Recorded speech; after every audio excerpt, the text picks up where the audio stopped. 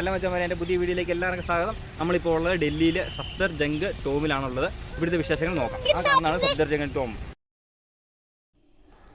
India ഭരിച്ച നിരവധി രാജാക്കന്മാരുടെ ശവകുടീരങ്ങൾ ഡൽഹിയിലുണ്ട്.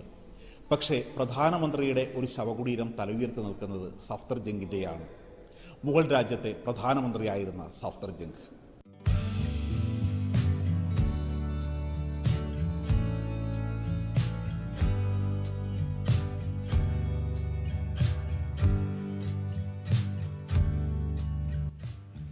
സഫ്ദർജംഗ് വിമാനത്താവളവും ആശുപത്രിയും ഏറെ പരിചിതമാണെങ്കിലും സഫ്ദർജംഗ് ആരാണെന്നത് ചരിത്ര വിദ്യാർത്ഥികൾക്ക് മാത്രം അറിയുന്ന കാര്യമായി ചുരുങ്ങിയിട്ടുണ്ട്.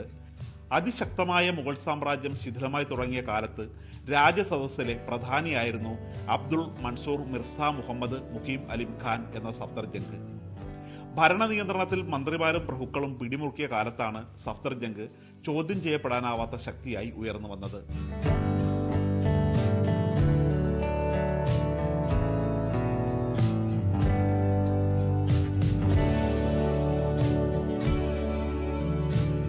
ഇന്നത്തെ അയോധ്യ ഉൾപ്പെടുന്ന അവധ് പ്രവിശ്യയുടെ ഗവർണറായിരുന്ന സഫ്ദർജംഗ് രാജ്യത്തെ അധികാര കേന്ദ്രമായി മാറിയതിന് പിന്നിൽ രാജാക്കന്മാരുടെ പിടിപ്പുകേട് തന്നെയായിരുന്നു. മുഗൾ രാജാക്കന്മാരായ മുഹമ്മദ് ഷായുടെയും അഹമ്മദ് ഷായുടെയും വലം കൈയായിട്ടാണ് സഫ്ദർജംഗ് പ്രവർത്തിച്ചിരുന്നത്. രാജാവ് ഡൽഹി വിട്ടു നിൽക്കുമ്പോഴും അധികാരം കൈയാളിയത് സഫ്ദർജംഗ് ആയിരുന്നു.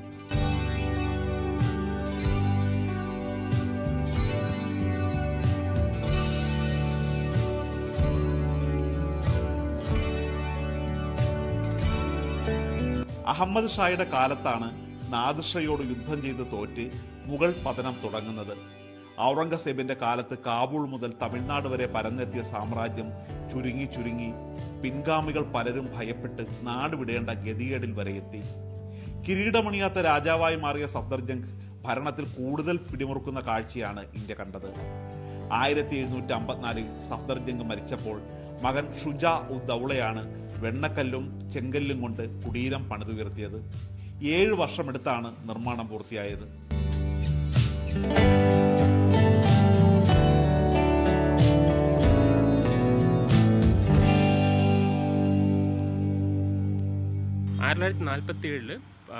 അന്നത്തെ വിഭജന കാലത്ത് പാകിസ്ഥാനിൽ നിന്നും ഇന്ത്യയുടെ മറ്റു പല ഭാഗത്തു നിന്നും വന്ന ഹിന്ദു, മുസ്ലിം, ക്രിസ്ത്യൻ അഭയാർത്ഥികൾക്ക് അഭയം കൊടുക്കാൻ നെഹ്റു തിരഞ്ഞെടുത്ത സ്ഥലങ്ങളിലൊന്നാണ്. ഇതിൻ്റെ വിശാലമായ പറമ്പുകളിലാണ് ഒരുപാട് അഭയാർത്ഥികൾക്ക് അഭയം കൊടുക്കുകയും ഇവിടെ നിന്നാണ് ഡൽഹിയിലെ ഒരു പ്രൊട്ടസ്റ്റന്റ് ചർച്ചിൻ്റെ നിർമ്മാണത്തിനുള്ള ആദ്യത്തെ മീറ്റിംഗ് വരെ നടന്നതെന്ന് പറയപ്പെടും. ഇത് നമ്മുടെ ഇന്ത്യ മഹാരാജ്യത്തിൻ്റെ ഒരു പ്രശ്നം എന്ന് വെച്ചാൽ എല്ലാ ചരിത്ര സ്മാരകങ്ങൾക്കും ഒരു പ്രത്യേക തരത്തിൽ അവഗണനയുണ്ട്. അങ്ങനെ ഒരുപാട് സ്മാരകങ്ങൾ നമുക്ക് രാജ്യത്ത് നഷ്ടപ്പെട്ടു പോയിട്ടുണ്ട്. വളരെ ഒരു അത്ഭുതമെന്ന് പറയണം, ഈ സ്മാരകം ഇന്നും ഹുമയൂൺ ടോംബ് പോലെയൊക്കെ പ്രൗഢഗംഭീരമായി നിൽക്കുന്നത്. ഇരട്ട നിലയുള്ള ടോംബിന്റെ 4 ഭാഗത്തും വിശാലമായ പൂന്തോട്ടവും വെള്ളമൊഴുകാനുള്ള പ്രത്യേക വെട്ടുവഴികളും നടപ്പാതകളും മസ്ജിദും പ്രത്യേകതകളാണ്. ചുണ്ണാമ്പ് കല്ലിലെ കരവിരുതാണ് ശില്പ സൗന്ദര്യത്തിന് മാറ്റുകൂട്ടുന്നത്. മുഗൾ ശില്പ ഭംഗിയുടെ തുടക്കം ഹുമയൂൺ ടോംബിലാണെങ്കിലും പൂത്തു വിടർന്നത് താജ്മഹലിലായിരുന്നു. പിന്നെ ഒരു താഴേക്കിറക്കമാണ്. മുഗൾ ശില്പ ഭംഗിയുടെ ഒടുവിലത്തെ ശക്തി സൗന്ദര്യമാണ് സഫ്ദർജംഗ് ടോംബ്.